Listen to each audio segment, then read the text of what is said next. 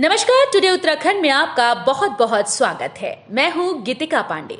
हमारे प्यारे राज्य उत्तराखंड से जुड़ी हुई खबरों को जानने के लिए टुडे उत्तराखंड को सब्सक्राइब करें और उत्तराखंड के किस जिले से ये वीडियो देख रहे हैं कमेंट बॉक्स में हमें जरूर बताएं। 8 विभागों की 41 सेवाएं अब सेवा का अधिकार के दायरे में आई। जानिए क्या समय सीमा की गई तय। सरकार ने सेवा का अधिकार अधिनियम के तहत 8 विभागों की 41 और डीबीटी से दी जाने वाली सेवाओं को अधिसूचित कर दिया है।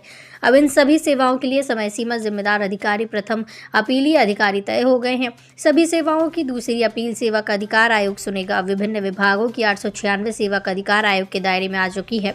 अपर सचिव डॉक्टर आशीष श्रीवास्तव की ओर से जारी अधिसूचना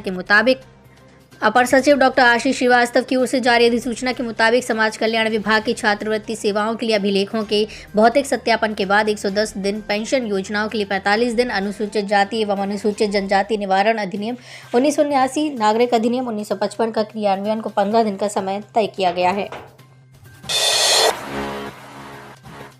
सदन में पेश होने से पहले बवाल, विपक्ष ने प्रक्रिया पर उठाए सवाल। जानिए क्या बोले यशपाल आर्या। विधानसभा में समान नागरिक संहिता यानी कि यूसीसी विधेयक पेश होने से पहले बवाल हो गया। कांग्रेस ने कार्य मंत्रणा में विपक्ष की बात को सुनने और सदन संचालन की प्रक्रिया पर सवाल उठाए। नेता प्रतिपक्ष यशपाल ने कहा कि विपक्ष की ओर से यूसीसी पर चर्चा के लिए समय देने की मांग की गई, लेकिन सरकार सुनने को तैयार नहीं है। संख्या बल के आधार पर हठधर्मिता से सदन को चलाने का प्रयास कर रही है। कार्य मंत्रणा समिति की बैठक में कांग्रेस की ओर से नेता प्रतिपक्ष यशपाल आर्य और विधायक प्रीतम सिंह ने प्रदेश सरकार से सदन को कार्य संचालित नियमावली के अनुसार चलाने की मांग रखी है। विपक्ष का कहना है कि प्रदेश सरकार यूसीसी विधेयक को सदन में पेश करना चाहती है तो इसे भोजनावकाश के बाद पटल पर रखा जाए। गुलदार आतंक से दहशत में ग्रामीण 4 टीमों ने की गश्त, नहीं मिला सुराग। वन विभाग की 4 टीमें अलग अलग क्षेत्रों में गुलदार की तलाश कर रही हैं। प्रभावित क्षेत्रों में लाइव कैमरे, पिंजरे और कैमरा ट्रैप लगाए जाने के बावजूद गुलदार का कोई सुराग नहीं मिल पाया है। सोंधोवाली और सिगली में गुलदार के बच्चों पर हमले के बाद से ही वन महकमा सतर्क है और गुलदार को पकड़ने के लिए हर संभव प्रयास किए जा रहे हैं। हालांकि करीब 1 माह से अधिक समय बीतने के बावजूद वन विभाग को सफलता नहीं मिली। इधर शहर के विभिन्न क्षेत्रों में गुलदार दिखाई देने की अफवाह से भी वन कर्मियों की मुश्किलें बढ़ गई हैं। रायपुर रेंज और मालसी रेंज की टीमें रात भर गश्त कर रही हैं। लिव इन रिलेशनशिप का पंजीकरण नहीं तो होगी 6 महीने की जेल, 25,000 जुर्माना। उत्तराखंड में अब लिव इन के रूप में रहना आसान नहीं होगा। प्रदेश में लागू होने वाली समान नागरिक संहिता में लिव इन रिलेशनशिप को लेकर नियम सख्त किए जा रहे हैं। इसके अंतर्गत लिव इन में रहने वाले युगल का पंजीकरण अनिवार्य कर दिया गया है। अनिवार्य पंजीकरण न करने पर 6 माह का कारावास या 25,000 रुपये दंड अथवा दोनों का प्रावधान होगा। प्रदेश में जल्द समान नागरिक संहिता लागू होने वाली है। इससे संबंधित विधेयक मंगलवार को सदन में प्रस्तुत किए जाएंगे। कैबिनेट पहले ही समान नागरिक संहिता की ड्राफ्ट को मंजूरी दे चुकी है। सूत्रों की माने तो प्रस्तावित विधेयक में लिव इन को लेकर सख्त प्रावधान किए गए। यूसीसी के विरोध को देखते हुए अलर्ट पर उधम सिंह नगर पुलिस, लोगों से की शांति बनाए रखने की अपील। उत्तराखंड की उधम सिंह नगर पुलिस ने समान नागरिक संहिता का विरोध करने वालों के खिलाफ सख्ती बरतने के निर्णय लिए हैं। जिले में पुलिस को अलर्ट पर रखा गया है। उधम सिंह नगर जिले के वरिष्ठ पुलिस अधीक्षक टीसी मंजुनाथ के अनुसार जिले में यूसीसी का विरोध करने वालों के खिलाफ पुलिस ने सख्त कदम उठाने का निर्णय लिया है। जिले में भारी पुलिस बल तैनात किया गया। एसएसपी टीसी मंजुनाथ ने कहा कि जसपुर से लेकर उत्तर प्रदेश की सीमा से सटे झनकैया तक संवेदनशील इलाकों की पहचान की गई है। अराजक तत्वों पर लगातार नजर रखी जा रही है। किसी भी हालत में माहौल को बिगड़ने नहीं दिया जाएगा और जिसने भी कानून अपने हाथ में लेने की कोशिश की तो उससे सख्ती से निपटा जाएगा।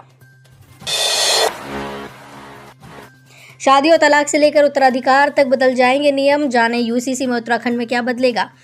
उत्तराखंड जल्द ही समान नागरिक संहिता लागू करने वाला राज्य बन सकता है। 4 फरवरी को उत्तराखंड कैबिनेट से यूसीसी विधेयक को मंजूरी मिलने के बाद उसे मंगलवार को विधानसभा में पेश किया गया। अब राज्यपाल से मंजूरी मिलने के बाद विधेयक कानून बन जाएगा। मंगलवार को उत्तराखंड के मुख्यमंत्री पुष्कर सिंह धामी ने राज्य विधानसभा में समान नागरिक संहिता उत्तराखंड 2024 विधेयक पेश किया।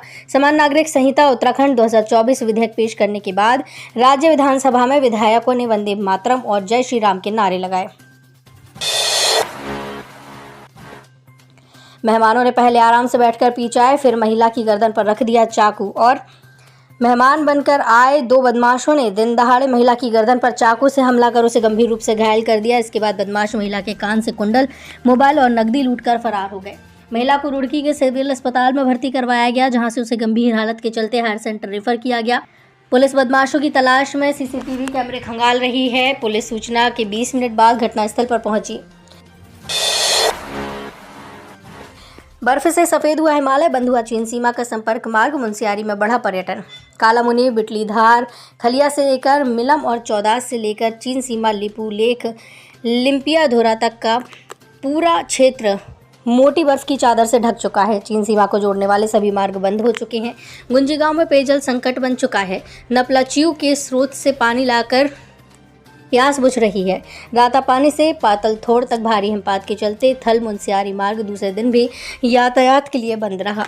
पूरे जिले भर में दूसरे दिन भी वर्षा हुई, जिसके चलते तापमान में गिरावट आने से कड़ाके की ठंड पड़ रही। नाजायज बच्चे भी जैविक संतान संपत्ति में मिलेगा अधिकार, जाने ड्राफ्ट में क्या है प्रावधान। समान नागरिक संहिता के लागू होने पर प्रदेश में सभी वर्गों में जायज़ और नाजायज़ संतान में कोई भेद नहीं हो सकेगा। ड्राफ्ट में सभी वर्गों में पुत्र और पुत्री को संपत्ति में समान अधिकार देने का प्रावधान किया गया है। नाजायज़ बच्चों को भी उस संपत्ति में जैविक संतान ही माना गया है।